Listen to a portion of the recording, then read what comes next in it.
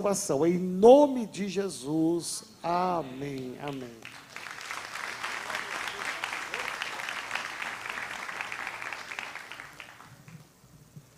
Bom dia, povo de Deus. Bom dia. Só quem já acordou. Bom dia, povo de Deus. Bom dia. Quero declarar a bênção do Senhor sobre tua vida, sobre tua casa, sobre tua família. Amém? Glória a Deus. Olha a pessoa que está do teu lado e diz assim: nossa, que bom que você está aqui.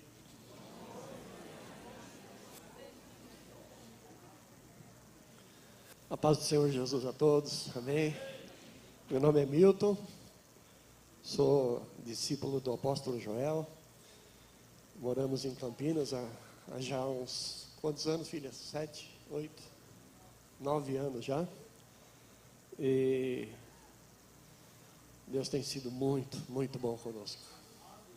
Trago aqui um abraço da minha esposa, a pastora Shirley, da Renovada de Campinas, dos vossos irmãos de lá, né?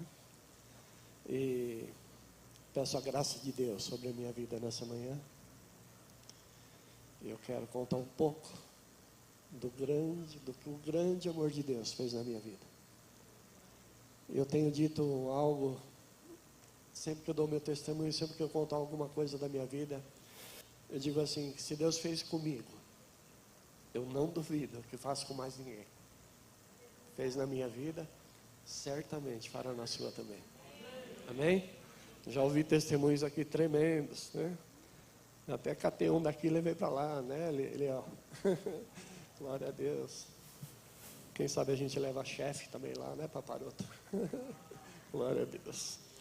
E, queridos, eu tenho 63 anos de idade, em fevereiro faço 64. Me converti com 37 anos de idade. Estou na Renovada há 22 anos, mais ou menos, né? E só vou embora aqui se eu posso me mandar. Ainda assim eu vou segurar na perna dele, ele vai sair me arrastando. Estou muito feliz de estar aqui, é um privilégio, uma honra. Obrigado, apóstolo, obrigado, meu pai. E certamente Deus tem algo conosco nessa manhã. Eu tenho certeza disso. Como diz o nosso amigo lá, apesar de nós, né, Deus tem algo sobrenatural sobre nossa vida. E se eu tivesse conhecido a banda antes, né, se eu tivesse pedido para cantar alguns louvores, certamente não acertaria tanto como Deus acertou, já preparando todo esse caminho da manhã. Então, te prepara aí, aperta o cinto, porque Jesus vem aí. Amém? Glória a Deus. Estou muito feliz também que nós temos um casal na nossa igreja, que a filha também é da nossa igreja, e ela mora em Tel Aviv. E ontem ela conseguiu uma vaga no avião da FAB, e essa madrugada pousou no Rio de Janeiro. Então, mais uma filha nossa que está de volta, graças a Deus, em segurança. Amém? Nós estamos vivendo esse tempo em todas acho que quase todas as renovadas, não só do Brasil, como do mundo, vivendo essa palavra do amor transformador de Deus. E o versículo tema dessa mensagem, desse chamado que a Renovada nos dá, é João 15:13, que diz: ninguém tem maior amor do que aquele que dá a sua vida pelos seus amigos. Amém? Tem um louvor que gosto muito, que é aquele assim, que diz: como é bom ser amigo de Deus. E um dia, pela graça do Senhor, eu me tornei amigo de Deus. Eu nasci no interior de São Paulo, numa cidadezinha muito, muito pequenininha, chama-se Aparecida do Oeste, fica a 200 quilômetros de São José do Rio Preto, já quase divisa com o Mato Grosso do Sul. E com 2 anos de idade, minha mãe pegou a mim e minhas 2 irmãs mais velhas e nos trouxe para São Paulo, fugindo do meu pai. Meu pai era um homem violento, meu pai era um homem alcoólatra. Passamos por muito. Eu lembro de um tempo depois, ele veio atrás e começou a morar junto de novo com a gente. Eu tenho lembrança dos meus 4 anos de idade. pessoas às vezes não acreditam. Como é que você pode lembrar de uma coisa que aconteceu há 4 anos, dos seus 4 anos de idade? Há quase 60 anos atrás, e eu lembro como se fosse ontem.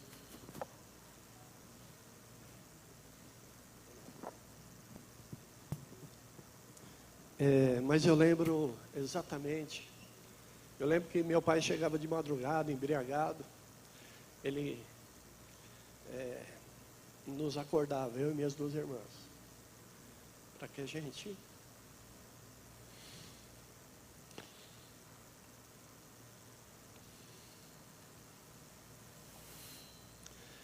assistisse o triste episódio dele surrar minha mãe na nossa frente. Ele dizia assim: isso é para vocês verem quem manda aqui. Isso foi a minha vida inteira. E eu nasci num lar cristão, num lar católico, e frequentava as missas, e fui batizado, crismado.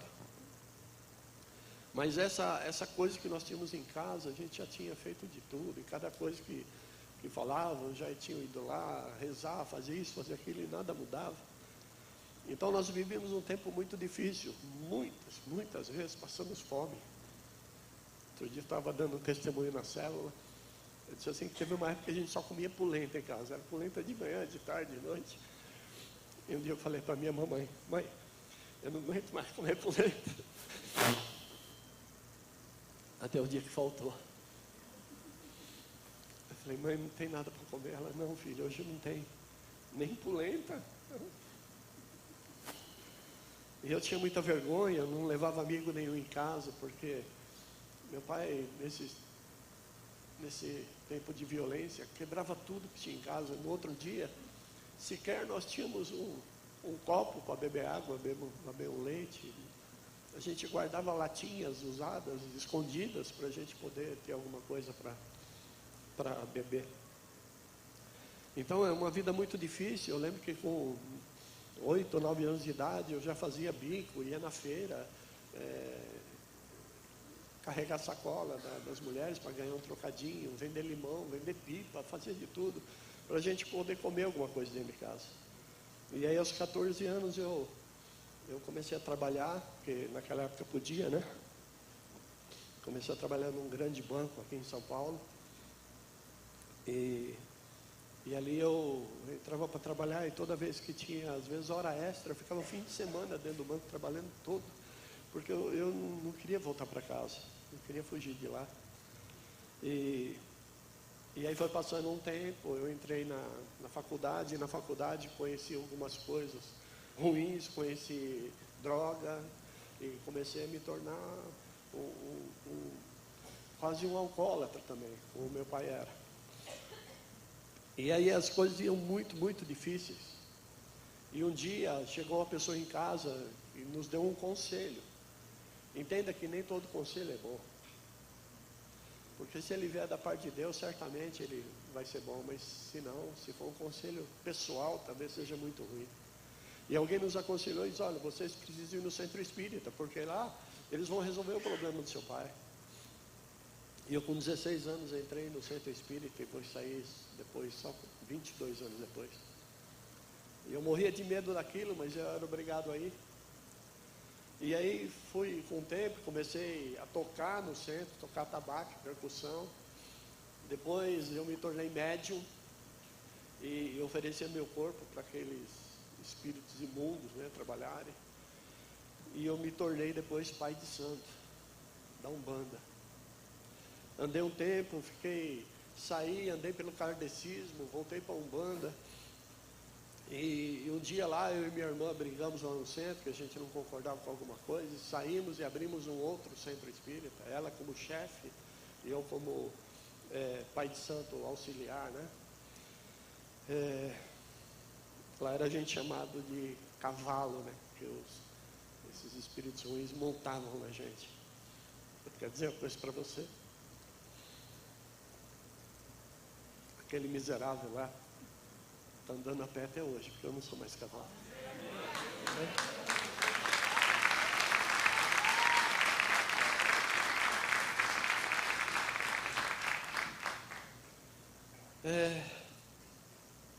Aí meu primeiro casamento foi destruído porque não juntava tudo isso. Não, como que Deus podia abençoar uma casa, uma família, andando em lugares tão imundos como esse? E eu me separei da minha primeira esposa. E ficou uma filha desse casamento, filha linda, que hoje estava lá com a gente, foi lá comemorar o aniversário da irmã junto. E aí depois de um tempo eu conheci minha esposa, a pastora Shirley, e nós, os dois, éramos espíritas também, e frequentávamos lugares difíceis. E aí, quando meu pai nunca melhorou, nunca sarou. Meu pai sempre dominado pela bebida, pelo alcoolismo, e ele foi definhando. Teve muitos problemas de saúde. Meu pai morreu com 63 anos de idade. Ele tinha uma aparência de 90 anos. E eu lembro que um dia eu estava num bar, eu vou lembrando de coisas assim, estranhas, e o Espírito Santo me faz lembrar.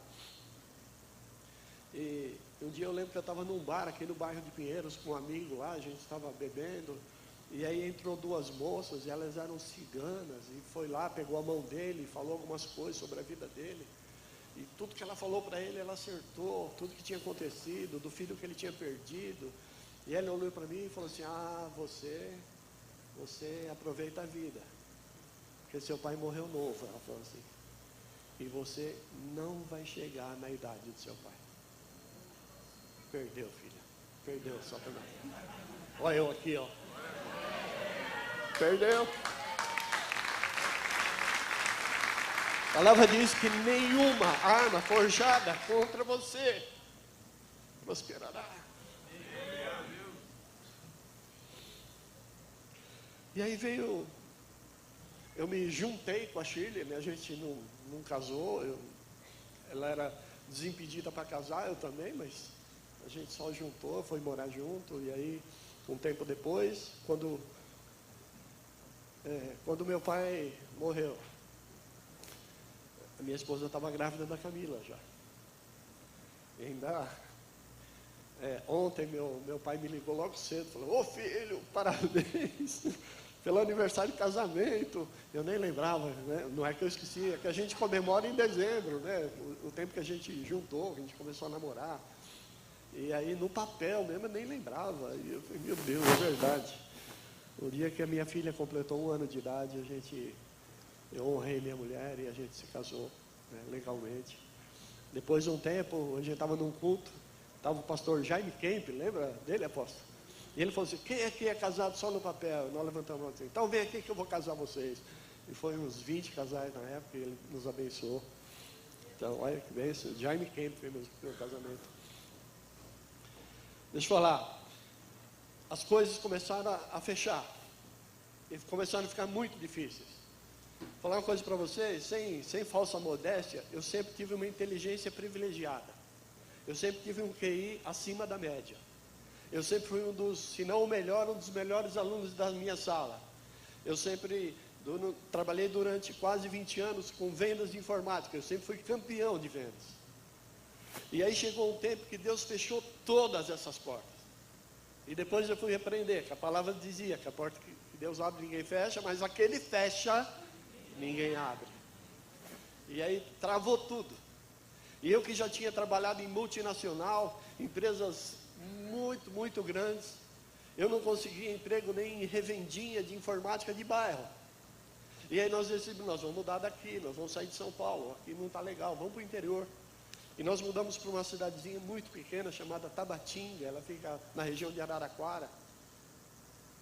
A cidade naquela época tinha 11 mil habitantes. E ali nós conseguimos vender a nossa casa de São Paulo e montei uma empresa de informática, de venda e serviço. Minha esposa montou uma confecção e nós construímos uma grande casa. E estava indo tudo muito bem, e de repente, em 1 ano, isso tudo se fechou novamente. E aí nos endividamos de uma maneira que não era possível pagar.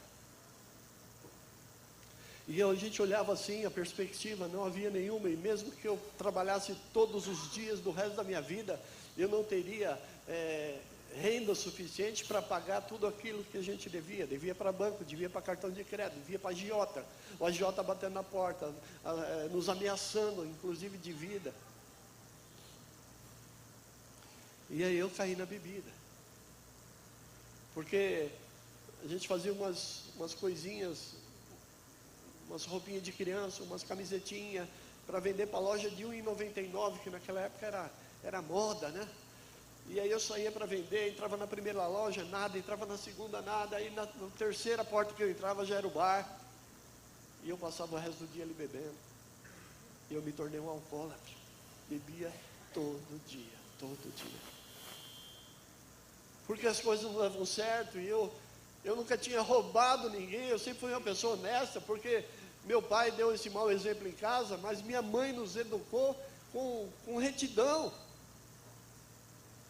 E eu sempre acreditei na força da minha inteligência e sempre alcancei as primeiras posições. E falei, não, eu já saí de crise, eu vou sair dessa também, mas não saía.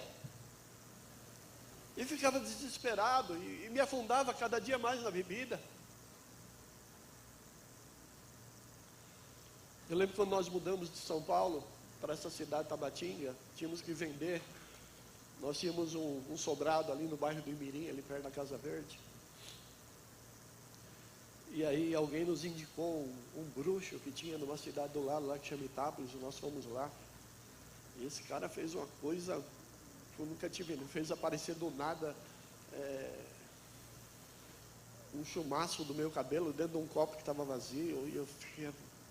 E eles, olha, você quer vender um negócio, não quer? Eu falei, eu quero vender minha casa, então me dá isso, isso, isso. E nós fomos numa encruzilhada e fizemos lá esse despacho. Em uma semana apareceu um comprador que pagou à vista. À vista, ele não financiou, não parcelou, caiu direto na minha conta. Eu vou dizer para vocês que nós demoramos quase um ano para construir nossa casa. E depois mais um ano para perder tudo que a gente tinha. A cidade era pequenininha e nós, como perdemos a nossa casa para o agiota, a gente precisava de um lugar para morar. Ninguém na cidade queria dar casa para a gente. Porque diziam, esses caras estão quebrados, eles vão dar calote. E dali nós mudamos para a cidade do lado, que se chama Ibitinga, que é conhecida como capital nacional do bordado, porque tem muita confecção de cama, mesa e banho. E ali começamos a trabalhar, fazer mão de obra, costura para terceiros. Eu aprendi a costurar, eu me sentei numa máquina de overlock para costurar, mas eu morria de vergonha daquilo. Então, como era muito calor, as portas ficavam abertas, eu pus a minha máquina bem no cantinho, para quem passasse na rua não me visse, porque eu morria de vergonha. Eu falei, não é possível, eu conheço tanta gente no Brasil, eu tenho que dar um jeito de sair daqui. E comecei a ligar para os meus antigos clientes, para os amigos, até que eu achei um lá em Salvador. E eles, Miltinho, eu estava pensando em você. Aí você fala, é de Deus, né? Não, não é. Não é. Vem para cá, cara, eu estou abrindo uma empresa, nós conseguimos uma representação exclusiva da Sempre Toshiba para todo o Nordeste. Vem para cá, eu preciso abrir uma empresa, eu quero que você dirija ela. Sabe quanto tempo eu durei em Salvador? Uma semana. Porque eu estava lá, e um dia eu saí do prédio para descer, eu ia descer pelo elevador, deu um apagão geral naquele prédio. E aí eu olhei do lado assim, os prédios do lado todo acesos, só aquele apagado. E aí veio uma moça que trabalhava ali com ele, que fazia serviço de banco, ela disse assim, ei moço, ei, se fosse a volta de Jesus, você estaria preparado?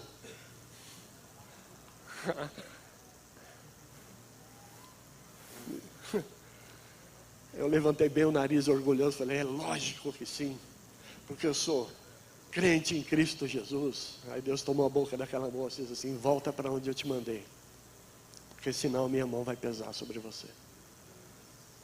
Uma semana durou minha aventura de... Aí eu voltei, sentei na máquina de costura, era a coisa que eu mais adorava, era costurar. Mas como é que eu cheguei aí? Eu contei essa historinha porque eu lembrei, senão depois eu vou esquecer. Mas vou voltar um pouquinho. Lá em Ibitinga, lá em Tabatinga ainda, quando eu bebia muito, eu arrumei um companheiro de copo. dia que a Deise estava ministrando, que ela falou da mula, né, Deise? Ela falou, eu estou sossegado, porque Deus já usou até uma mula para falar, então eu estou sossegado aqui. Eu lembrei de mim, porque esse cara, ele tomava cachaça comigo todo dia, a gente fazia coisa, ia pescar, tanto é que a gente ia pescar, chegar lá e falar assim, você trouxe vara? Não, eu não trouxe, você não. Ah, mas eu trouxe cachaça, então está tudo certo. Esse cara um dia foi na minha casa lá numa sexta-feira à noite, falou assim, ele me chamava de compadre, porque eu tinha sido padrinho dele, de casamento. Compadre, vamos pescar amanhã? Eu falei, não, amanhã eu tenho que benzer. Que benzer que nada, você vai na macumba que eu sei. Eu falei, eu vou, isso não tem nada a ver com isso. E esse meu amigão, ele começou a falar, e eu dei uns tapas nele, mandei ele embora de casa. Ele chama-se Levi. Levi Júnior, o pai dele é Levi também. E ele falou assim, cara, eu conheço um pastor lá em São Paulo. Eu falei, não me fala de pastor, não me fala de crente, eu tenho ódio dessa raça. Não, mas ele nos ajudou muito, mudou a minha vida. Eu falei, eu estou vendo que mudou, se todo dia você bebe cachaça comigo. Ele disse assim, mas é que eu caí. Mas quando a gente estava em São Paulo, meu pai estava com câncer na garganta. A gente não conseguia trabalho, estava morando de favor. E a gente pensou, por que a gente saiu do interior e veio para cá? E aí nós conhecemos esse pastor. E ele disse assim para o meu pai, você está com enfermidade de morte, mas ela não é tua. E eu vou orar e você vai ser curado agora. E orou e foi curado. Aí ele falou, você precisa conhecer esse cara. Eu falei, não vou não, nem a pau que eu vou atrás de pastor. Não quero coisa de crente. E aí, entende, eu estava tentando dar um jeito à minha vida, dentro das minhas possibilidades, dentro daquilo que eu sabia. Eu era um cara capaz, um cara inteligente, novo, ainda com força, mas nada disso resolvia. E aí eu queria morrer. Eu só não tinha coragem de me matar. Mas tantas vezes eu dirigi de uma maneira louca para ver se acontecia o acidente. Mas eu não queria provocar o acidente, eu queria fazer parte dele. Eu entrava em briga dentro de boteco para ver se alguém me matava. Porque depois, minha filha que está aqui, ela ia crescer e falar assim, seu pai foi um covarde, seu pai se matou e eu não queria isso. Queria que ela falasse, ai tadinho, mataram meu pai, ai tadinho, meu pai morreu de acidente. Mas Deus tem um plano na nossa vida. E o diabo não conseguiu estabelecer o dele. E aí aquela semana foi uma loucura, eu bebi como um louco. E aí no outro sábado à noite eu estava lá, na cozinha da minha casa, bebendo, chorando, entrou minha esposa, o que você tem? Eu falei, eu quero morrer, eu não dou conta de viver mais, eu não sei o que eu faço da minha vida. Olha a situação que nós estamos, nós perdemos tudo. E ela disse assim, não faz isso não, porque eu te amo. A Camila, minha filhinha, tinha 2, 3 aninhos. Quando eu chegava em casa, ela corria se esconder de medo. Não é que eu batia nela, que eu brigava, mas só dela olhar em mim, ela sentia um grande medo e ela se escondia, corria. E aí eu falei para ela, sabe aquela história que o Levi falou, daquele homem que tem lá em São Paulo, aquele pastor? Se eu decidir ir lá, você vai comigo? Ela falou assim, eu vou, só se for amanhã. Eu falei, amanhã? Eu vou lá na casa do Levi e falo, vê se ele vai com a gente. Fui lá, o Levi, aí compadre, amanhã eu não posso ir, tem um negócio aí, uma festa da criança, não dá para ir. Aí o pai dele falou assim, ô Magrão, depois vocês vão ver a foto aí, vocês vão ver, porque o meu apelido era Magrão. Eu tenho 1,85 m, eu peso hoje uns 90 quilos, graças a Deus. Né? Tenho essa barriguinha charmosa. Mas naquela época eu pesava 52 quilos. Andava assim, ó. O pessoal fala que eu andava com moeda no bolso para o vento não me levar. Mas eu tinha uma doença que eu não sabia o que era. Ainda em São Paulo, quando eu morava aqui, Eu trabalhava numa multinacional japonesa, na Sony, e tinha plano executivo de saúde, e vários médicos. Muitas vezes eu fiz exames dentro do hospital Albert Einstein, ninguém sabia o que eu tinha, ninguém descobria.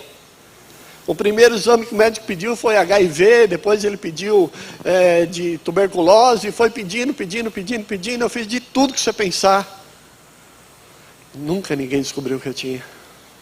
Vocês terem uma ideia, eu estava dirigindo assim, essa janela do meu lado, ela vinha parar aqui em cima, e eu ficava olhando as coisas de lado. E aí começava a girar, e mexia com o estômago, com o intestino, e aí eu era tão magro que a minha esposa Shirley, o pastor conhece, ela é desse tamanho, ela me carregava no colo. E chegamos nessa situação, nessa derrota financeira, depressão em cima de depressão.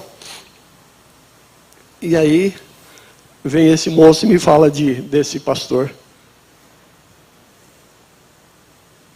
Um dia, muito tempo depois, eu li a história de Balaão, que Deus usou uma mula para falar com ele. Eu falei, é quase igual à minha situação. Só que aqui era uma mula falando com a outra mula, né, que juntava os dois, não dava um. Mas eu fui lá em São Paulo e chegamos lá, o pastor tinha saído porque ele era pintor de automóveis, ele tinha ido fazer um orçamento. E a minha esposa e a esposa do seu Levi foram para a casa da cunhada dela, que era ali pertinho, e eu e o seu Levi fomos esperar o pastor no boteco. Ficamos tomando uma cervejinha, 2 cervejinhas, 3 cervejinhas. Aí veio o menino correndo, ei, o pastor chegou. Aí eu falei para o dono, o senhor tem bala de hortelã? Enchemos a boca de bala de hortelã e fomos lá falar com o pastor. Aí eu encontrei um homem de macacão, tudo sujo de tinta, um homem negro. Eu falei, o quê? Isso aí é pastor? Pastor é aqueles cara bonitão, de terno, gravata? Não. Aí o cara veio, me abraçou, me deu um beijo no rosto. Falei,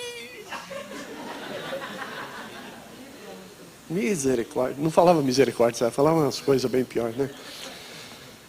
Aí ele, sabe o que esse homem falou para mim? Me falou do amor de Deus. Ele só falou do amor de Deus.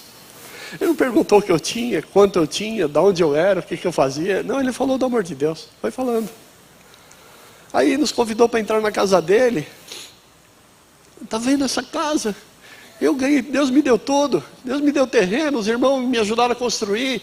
Olha, está vendo esses móveis? Ganhei tudo. Olha, eu tenho até videocassete. Era aqueles Betamax desse tamanho assim. Eu falei, esse cara não sabe o que é uma boa casa. Se um dia ele conhecer a minha, ele vai ver o que é uma casa boa. Acreditem, foi a primeira vez que o Espírito Santo falou comigo. Ele disse assim, ele só tem isso e está feliz. E você está querendo morrer. Nunca menospreze as pequenas coisas que Deus te dá. Nunca. Eu lembro de uma ministração do meu pai aqui, que ele falou assim, que Deus ama os pequenos começos. E aí esse homem falou do amor de Deus e orou pela minha esposa e disse, olha, você está doente, você está com um problema de coração. E ela já tinha ido em vários cardiologistas lá, e um deles, que é muito amigo nosso até hoje, falou assim, olha Milton, se prepara para o pior, porque a Shirley está com um problema de coração e a gente não descobre o que é, ela pode infartar a qualquer momento. Você imagina, eu queria morrer, minha vida estava destruída, a gente estava falido, cheio de dívida, e ainda o cara fala que a minha esposa pode morrer. E aí ele falou assim, eu vou orar por você, pastor Valdir, eu vou orar por você, falou para ela, e você vai ser curada, não pela sua fé, porque você não tem. Você vai ser curada pela minha fé. E assim ele orou. E ela sentiu algo assim, ó, uma bola aqui.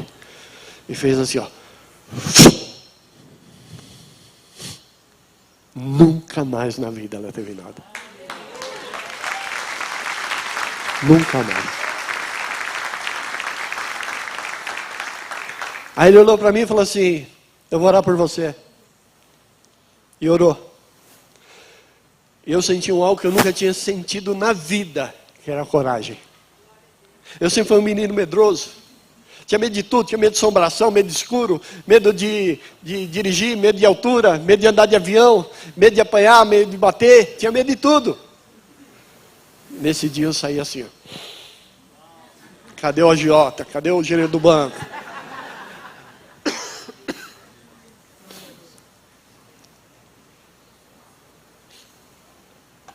Presta atenção nisso. Uma oração de amor mudou minha vida. Uma. Talvez esteja procurando. Algumas pessoas vão no culto na igreja e falam assim: pastor, faz uma oração forte por mim. Eu falei: eu só tenho essa, eu não sei fazer outra. Porque toda oração é forte. Às vezes quem está fazendo é muito fraco, mas a oração é forte. E aí, eu voltei encorajado e eles: tem igreja perto da sua casa? Eu falei: tem uma logo para baixo assim, minha casa é mais alta, a igreja está lá na rua de baixo assim. Então vai lá. Que igreja que é? Eu falei: é uma Assembleia de Deus. Vai lá, vai lá. Eu falei: mas é complicado eu ir lá. Por quê? Porque eu vivo jogando pedra naquele telhado. Eles começam a ensaiar de sábado à tarde e eu começo a jogar pedra lá. E eu fui lá e pedi perdão para a igreja, falei que eu ia pagar todas as telhas que eu quebrei. Só que eu vou dizer uma coisa para vocês. Um mês que a gente estava lá, estava muito feliz. Todo mundo me chamando de irmão, me abraçando, que delícia. Aí o pastor falou assim: irmão Milton, eu posso falar com você depois do culto? Eu falei: pode, pastor. Então, olha, você precisa nos ajudar. Eu falei: tá, o que eu posso ajudar? Ele falou: você precisa pôr um terno, uma gravata. Você precisa falar para a sua sogra deixar o cabelo crescer.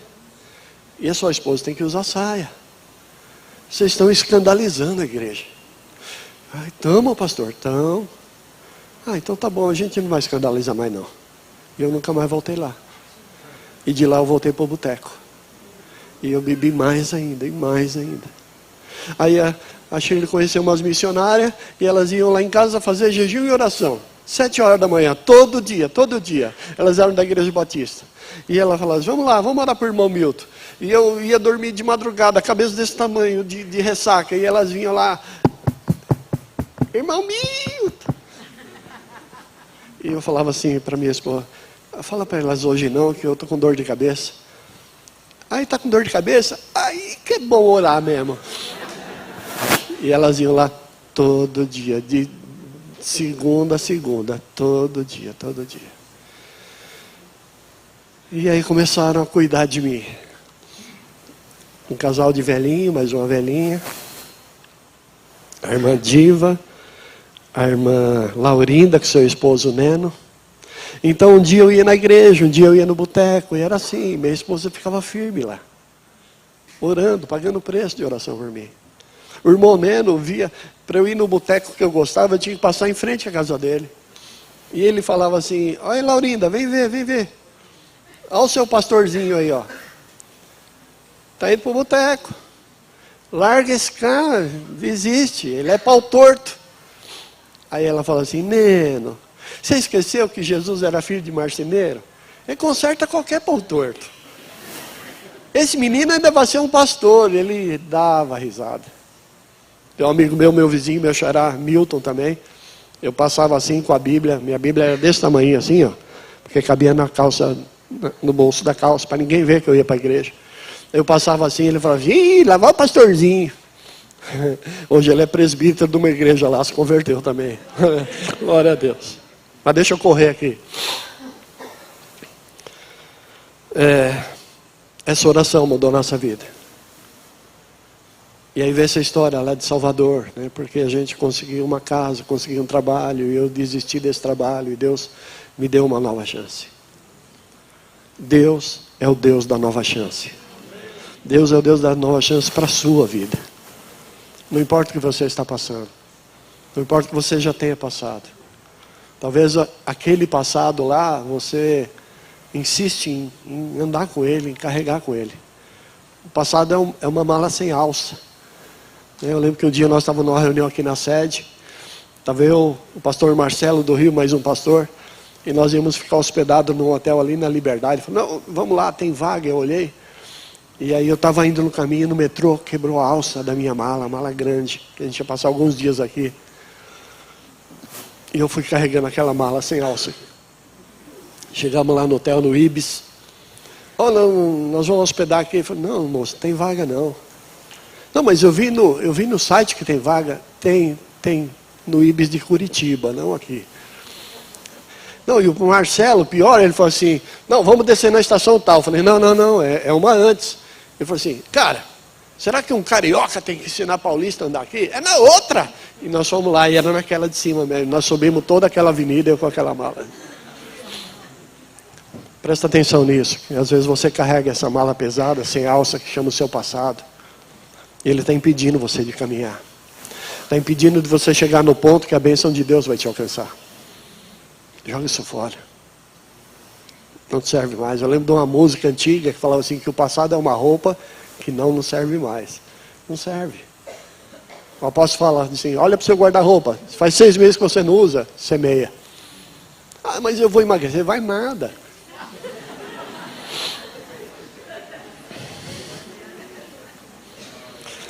Bom, aí a igreja que a gente frequentava disse que ia abrir uma extensão do seminário, que era da Igreja Batista do Povo, do falecido pastor Ernesto Nini, né, daqui. E ele falou assim, é para os jovens da igreja, para quem já tem mais de 2 anos de igreja e quem é pelo menos 1 ano batizado. E eu senti aquilo forte falar comigo.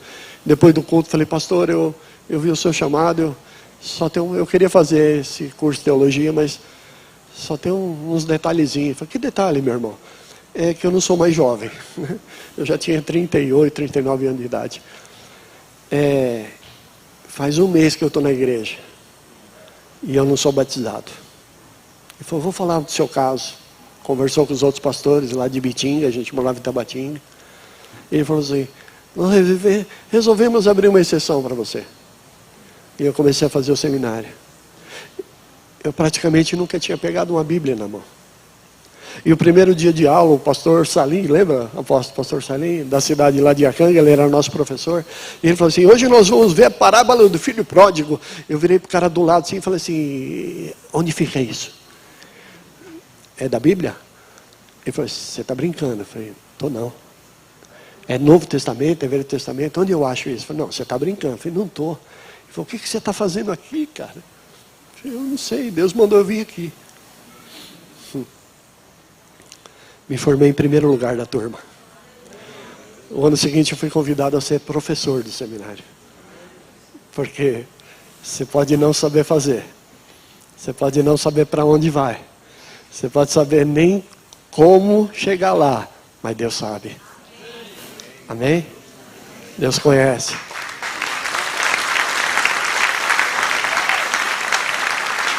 E Ele te ama. Aí me formei em seminário em 2000 e aí você começa a ver umas coisas estranhas, diferentes. E eu queria pedir, Deus, me tira daqui. Eu quero ir embora, mas eu não quero ir embora sem a tua bênção. E aí Deus usou um homem, um gaúcho desse tamanho assim, ó. Neto do general Golbery de Couto e Silva. E falou assim para mim, ó, Deus mandou te dizer que você pode ir. Eu falei, eu vou então. Ele falou, para onde você vai? Eu falei, eu vou embora da igreja. Ele falou, não, Deus não ia me usar para te tirar da igreja. Eu falei, não, irmão, então você ora aí, porque eu pedi para Deus mandar alguém falar comigo. E você falar, eu não pedi para você falar comigo. Você que falou que tinha um recado de Deus para mim. E aí nós entramos na salinha e fica mais de hora orando. Até que Deus falou assim, eu falei que ele pode ir, deixa ele ir. E eu fui. Aí ele completou e disse assim, mas Deus não quer que você procure igreja nenhuma, espera que você vai ser convidado. E aí eu tinha um amigo lá, que tinha uma fabriquinha em Jaú, que fabricava sandália, calçado, e aí eu ia de vez em quando lá orar com ele. E um dia eu fui lá, e nós fomos almoçar na casa da filha dele, e em cima da mesa da sala tinha uma revista chamada Renovação de Fé. E eu fiquei folheando e vi uma matéria lá sobre jovens maravilhosos. Eu falei, Silvinha, empresta essa revista aqui para eu tirar uma xerox dessa matéria. Eu falei, não, pode levar, irmão Milton. Eu falei, não, então me diz quanto é, que eu pago. Eu falei, não, é distribuição gratuita. Eu falei, o quê? Existe igreja que dá revista de graça? O que é isso? E dias depois, esse meu amigo falou assim, irmão Milton, eu marquei uma igreja aqui em Jaú para você dar testemunho. Você não vai falhar comigo, né? Eu falei, não, Tião, mas sob uma condição. Ele falou, qual? que depois desse testemunho você me leve para conhecer aquela igreja da revista. Eu falei, não, mas foi lá que eu marquei. Igreja Metodista Renovada de Jaú. Aí eu fazia feira, vim em São Paulo, comecei a trabalhar, fazia feira aqui no antigo Extra da Anchieta. E aí falei, caramba, eu não tenho igreja para ir, eu fico aqui de quinta a domingo. Aí eu olhei a revista, tem culto domingo de manhã, era lá na Avenida de Jabaquara, cheguei lá, tá esse homem bonito ministrando lá, pastor Joel Cardoso Júnior. E aí, legal, voltei no domingo que vem, tinha outro pastor ministrando, falei, nossa, aqui eles têm bastante pastor. Ele falou, infelizmente... comunicar a vocês o falecimento do pastor João Cardoso. Falei, caramba, eu gostei tanto do cara, ele já morreu. Não, era o pai do apóstolo, né? E desde aquela época que eu estou aqui. Você vê quanto tempo o senhor me aguenta? E foi. Um dia, o pastor lá de Jaú falou assim, o pastor Joel da época, estava lá, ele, pastor Eliseu, ele quer ir na tua casa. E nós fomos lá, ele me convidou para começar uma célula lá. De lá nós abrimos uma igreja. Depois Deus nos mandou para Ribeirão Preto e nós abrimos algumas igrejas lá. E aí já fazem 9 anos que Deus me plantou em Campinas. E tem sido muito bom. Entenda assim que lá em Jeremias 29, de 11 a 14, Deus diz assim para você. Porque sou eu que conheço os planos que eu tenho para você. Deus está falando, eu conheço os planos que eu tenho para você. Planos de paz, para te fazer prosperar e não lhe causar dano. Planos para te dar uma esperança e um futuro. Então você clamará a mim, virá orar a mim, e eu te ouvirei. Você me procurará e me achará, quando me procurar de todo o teu coração. E eu me deixarei ser encontrado por você. Assim declara o Senhor. E eu os trarei de volta do cativeiro. Quando Deus esperou o salmista, um dos salmos que ele escreveu lá foi para mim. Mas eu divido com você também. Salmo de número 40 diz assim, a parte B diz: tirou-me de um charco de lodo horrível e firmou os meus pés sobre uma rocha. Amém? Queria pedir para o irmão pôr umas fotos aqui, pode ser, querido?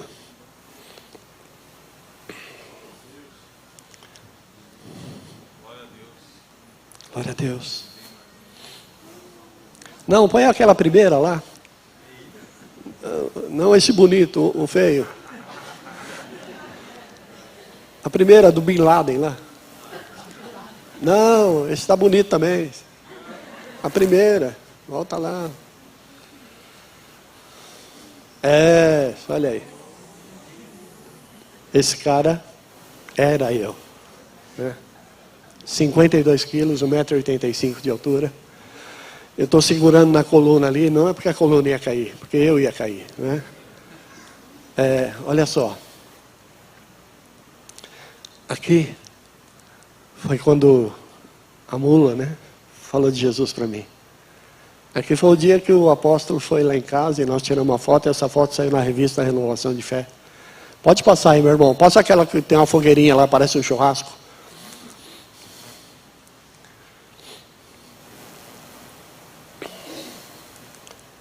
Não, isso aí é o dia que eu fui consagrado pastor. Não. Aqui tem uma fogueirinha no tijolo lá.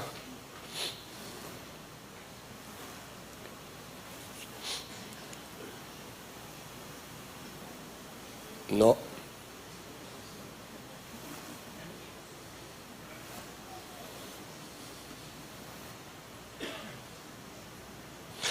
Bom, deixa aí, se não dá para achar, sem problema. Amém? Olha só, eu gostaria de te dar alguns conselhos da parte de Deus. Não importa o que você viveu, o que você está vivendo, não questiona Deus. Tá? Eu estava lendo uma ministração esses dias, e estava falando sobre o amor de Deus. E a pergunta é assim, tá, se Deus não me ama tanto, por que esse amor não me alcança? Porque você não deixa. Porque os nossos pecados fazem separação. o meu pecado não foi pecado contra outra pessoa. O meu pecado foi acreditar que eu podia dar conta. Ah, ali, está ali, aqui não está aqui, está lá. Olha lá, dá para ver na tela. Esse é o pastor Valdir. Oh, glória a Deus. Esse é o pastor Valdir. E aquela fogueirinha ali não é churrasco, ali nós estamos queimando todas as coisas que eu tinha do centro espírita. Eu estava renegando todo o meu passado ali. Todos colar, roupa, está tudo queimando ali.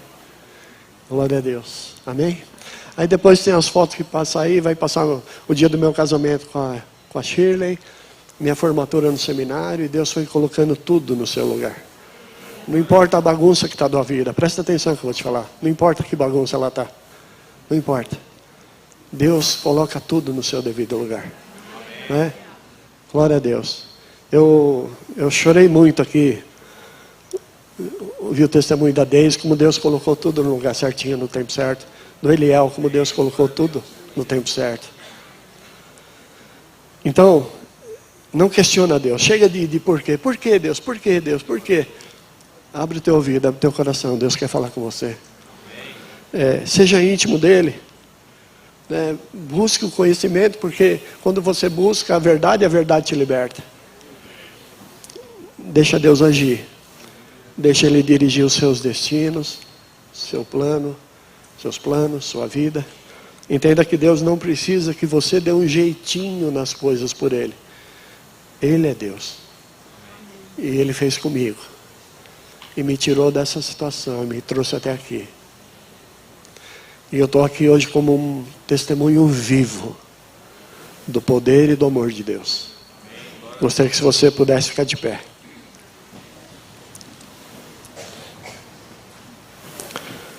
Lá em Isaías capítulo 41, versículo 10, Deus diz assim: não tenha medo, não temas, porque eu sou contigo. Não te assombres, porque eu sou seu Deus, eu te fortaleço, eu te ajudo, eu te sustento com a minha destra da justiça. E eu preciso falar isso com você nessa manhã.